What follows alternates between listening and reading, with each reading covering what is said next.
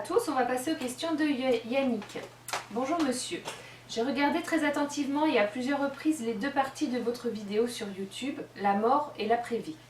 J'ai trouvé vos théories sur le sujet très intéressantes, néanmoins une question essentielle ne m'a pas quitté l'esprit tout au long de votre récit.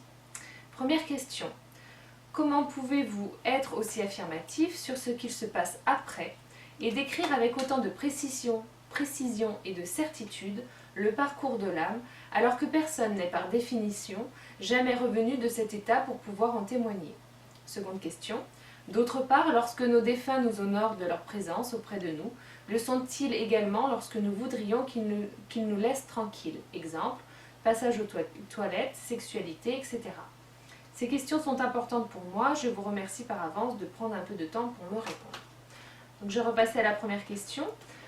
Comment pouvez-vous être aussi affirmatif sur ce qui se passe après et décrire avec autant de précision et de certitude le parcours de l'âme, alors que personne n'est, par définition, jamais revenu de cet état pour pouvoir en témoigner? Déjà c'est faux, il y a les morts cliniques. Donc tout le monde sait qu'il y a des gens qui sont morts cliniquement et qui sont revenus et qui ont pu en témoigner. Après c'est le principe de la croyance, de la confiance, etc. De ça on ne peut pas discuter à ce niveau-là. J'ai envie de dire... si un mécanicien me dit par exemple votre voiture a tel et tel problème, je vais dire comment vous le savez, qui vous êtes pour pouvoir affirmer ça, vous avez l'air bien sûr de vous, etc. Le mécanicien il va me dire bon allez voir mon confrère à côté, il est habitué aux gens comme vous. Voilà, donc je veux dire par là que il faut être clair dans sa tête. Si ce monsieur veut des réponses à ces questions, déjà il faudrait qu'il remette en cause la validité de son niveau de réceptivité. Parce que pour avoir des réponses, il ne suffit pas de questionner, il faut être apte à recevoir la réponse que l'on souhaite. Donc, est-ce que ce monsieur a tellement peur d'être trompé qu'il commence à mettre en doute tout ce que vont dire les autres?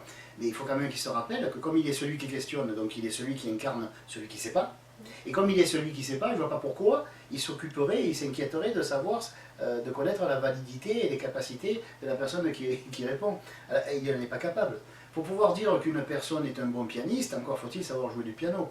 Donc dans son cas, s'il veut apprendre, il faut qu'il change un petit peu sa démarche intellectuelle et qu'il apprenne, non pas à faire confiance à monsieur, madame, tout le monde, mais qu'il se fie à son propre ressenti. Puisqu'il dit lui-même qu'en écoutant les vidéos, bon, il a trouvé ça intéressant, je crois, ou oui, peu importe la qualité de ce qu'il a dit, enfin, du compliment ou de la prise de conscience. Donc s'il se fie à son ressenti, si ça lui parut intéressant, il est évident qu'il ne peut pas, lui, dans la position où il est actuellement, celui qui ne sait pas, celui qui cherche, il ne peut pas savoir si ce qu'on va lui dire est vrai ou pas. Par contre, il peut se fier à ce qu'il va sentir, tandis qu'on lui dit une chose qui, accessoirement, est vraie ou pas.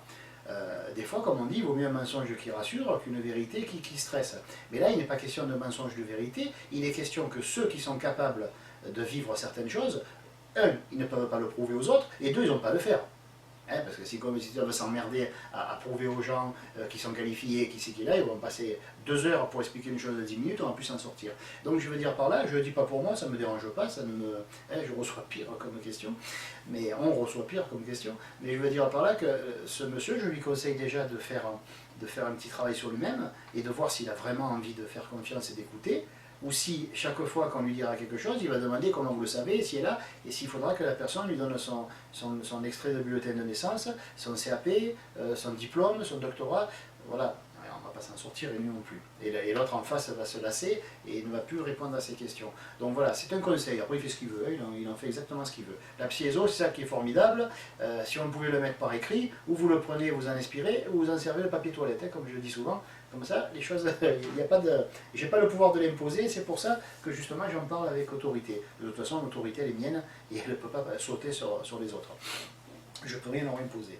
Donc comment on le sait? On le sait, point barre. Après c'est à lui de voir si la réponse qu'il a le satisfait ou pas. Il ne faut pas qu'il s'inquiète de savoir si les autres sont habilités à expliquer, s'ils expliquent. Moi je crois qu'avec un petit peu de jugeote, un petit peu de discernement, un petit peu de sensibilité, on reconnaît de suite quelqu'un qui a des connaissances de quelqu'un qui n'en a pas, ou quelqu'un qui raconte que des conneries. Donc si la personne, on lui pose 10 fois la question, et même si elle le répond de 10 manières différentes selon l'auditeur qu'elle est en face, parce que bon, si c'est un enfant ou si c'est un homme d'âge mûr, on ne va pas répondre pareil, mais si le contenu, en gros, est le même, on peut dire que la personne, ça tient debout ce qu'elle raconte. Voilà. Donc après, c'est un domaine ça, où c'est pas la foi qu'il faut, c'est le courage d'assumer son ignorance pour pouvoir ensuite être capable et digne d'assumer sa connaissance. Parce que si dès le départ, un élève qui cherche un instructeur, il commence à vérifier, dire bon attends, je vais voir si je te sens bien toi. Non, pas trop. Et à partir de quoi? À partir de quoi on peut juger de la connaissance des autres, si ce n'est à partir de sa propre ignorance? Donc l'ignorance doit être capable, non pas de reconnaître la connaissance, parce qu'elle est trop ignorante pour cela, mais elle doit être capable de faire l'effort d'accepter et de goûter, de prendre sur soi et dire voilà, ça fait quand même 3 mois que j'écoute un tel me raconter ces trucs là, bon ben je sens pas trop là ce qu'il me dit, je sens rien, ça m'apporte rien, bon mais voilà, et on s'en va. Ça veut pas dire que la personne n'avait pas la connaissance, ça veut dire que sa formulation de la connaissance, qui par ailleurs pourrait être bonne, n'est pas satisfaisante pour cette personne. C'est pour ça qu'il existe plusieurs écoles, plusieurs moyens d'accéder à la connaissance, plusieurs enseignants, appelez ça comme vous voulez, et non pas un seul, parce que sinon ça serait une catastrophe. Si le caractère d'un professeur vous plaît pas et que vous devez quand même passer par lui pour apprendre, vous êtes mal. Hein. Voilà. Donc c'est pour ça qu'il existe des gens qui sont très dégoulinants comme une tartine de confiture, d'amour, de paix, de joie, de compassion, et on a l'impression de prendre le violon, parce qu'il y a des gens qui ont besoin de ça. Alors il y a des instructeurs comme ça. Et après, à côté de ça, il y a des gens qui sont des professeurs, qui sont des gens tout à fait ordinaires, comme ceux qui enseignent, donc ça doit être un peu plus... Je pense que ça devrait être un peu plus rassurant, hein, parce que si j'étais instruit par un grand maître, j'écouterais même plus tellement que j'aurais peur de jamais réussir à lui ressembler. Mais quand on est instruit par un être humain, on se dit, ah ben, il a l'air con, s'il est arrivé, je peux y arriver aussi. Voilà. Donc, moi c'est comme ça que j'ai appris, c'est avec des gens humains, profondément humains, et profondément comme moi. Bon, après, chacun a son caractère. Moi, le mien est plutôt olé olé, mais on a bien compris. Mais voilà, donc... si je propose aux gens une connaissance et qu'en plus il faut que je leur fasse une photocopie de ma carte d'identité et de mes diplômes, je me dis, bon, je perds mon temps. Voilà. Donc ce monsieur devrait déjà dans un premier temps commencer par revoir sa méthodologie pour chercher. Il a une manière de chercher qui n'est pas trop encourageante pour l'équipe adverse, hein, pour l'autre côté, pour celui qui va. Voilà. Parce que bon, je ne vois pas pourquoi on passerait du temps, perdre du temps à dire comment on sait une chose, on le sait, point barre. La personne s'en instruit ou pas. Voilà. Hein. On est à une époque où tout le monde se justifie. Je pense que ce monsieur a été élevé dans un monde, dans une famille où les gens devaient se justifier et cautionner le fait de se justifier sans cesse. Mais ce n'est pas mon cas, donc du coup je ne justifie jamais mes connaissances. On les prend, on les laisse, et en plus elles sont gratuites sur la vidéo.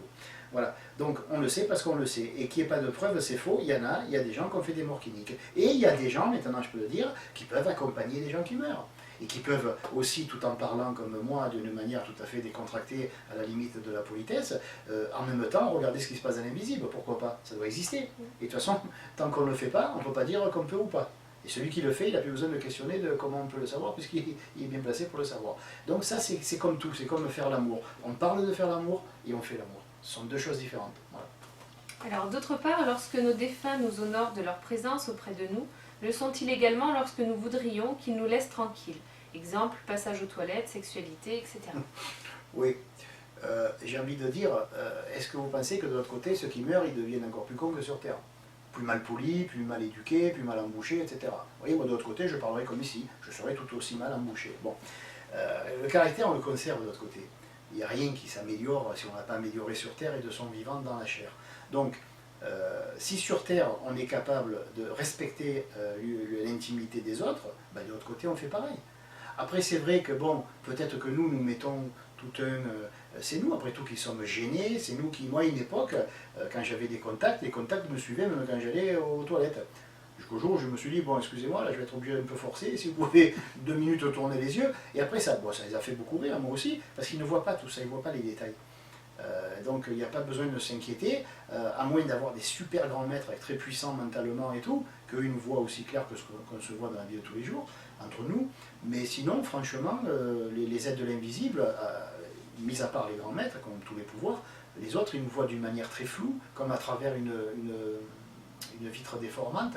Donc, ils voient à peu près où on est, si on est debout ou assis, mais est-ce qu'on est assis en faisant des efforts sur les toilettes, ou est-ce qu'on est assis en lisant un livre, ou on peut lire un livre assis sur les toilettes aussi. Voilà. Donc, non seulement ils ne voient pas les détails, Mais par contre, il capte nos inquiétudes, nos soucis, et ça peut perturber le truc. Et si vous avez un souci à ce niveau-là, il suffit de dire, quand vous fermez la porte de salle de bain, vous dire dans votre tête, je ferme non seulement la porte physique, mais la porte psychique, et là où je vais, et quoi que je fasse, on ne peut m'y suivre, et on ne peut voir à quoi je suis occupé. C'est tout. Le pouvoir de l'esprit est là. Là où j'ouvre, nul ne fermera. Là où je ferme, nul n'ouvrira. Quand une personne a l'esprit fermé, elle peut faire ce qu'elle veut, son esprit demeure fermé. Mais comme elle l'a fermé, elle seule peut l'ouvrir. Hein? Donc si dans votre tête, vous fermez la porte à tous les niveaux, à tous les étages de la création, derrière vous quand vous allez aux toilettes ou prendre une douche, ou faire crac-crac avec madame, ben à ce moment-là, plus personne ne saura ce que vous faites, dites, pensez, etc. Tout est là. Si vous pensez que vous ne voulez pas qu'on vous entende penser, ben personne ne vous entendra penser, à part peut-être Dieu lui-même, mais je pense que si on a honte de la vision de Dieu, alors on est mal. Voilà. Donc à part l'esprit lui-même, parce que Dieu pour nous c'est l'esprit, hein, une force impersonnelle, donc à part l'esprit lui-même, le tout créateur, ben, si vous n'avez pas envie qu'on vous écoute, qu'on vous voit, qu'on vous entende, ben, personne ne pourra le faire. Maintenant, si vous oubliez de fermer la porte psychique derrière vous comme vous avez aux toilettes, ben, vous entendrez un jour, veux-tu que je te passe un peu de papier, t'en as plus, t'as même pas fait gaffe. Voilà. Pour moi, c'est pas un problème. Après, bon, ben, si ce monsieur s'en est un, peut-être qu'il faut qu'il se pose la question, est-ce qu'il a honte de sa vie? Est-ce qu'il a honte de lui-même? Je sais pas. Est-ce qu'il serait pas une bonne chose, avant de vouloir connecter avec l'invisible, de faire un travail sur lui et de se détendre un peu, quoi, parce que bon, on a l'air un peu tendu. Merci pour tes questions et à bientôt.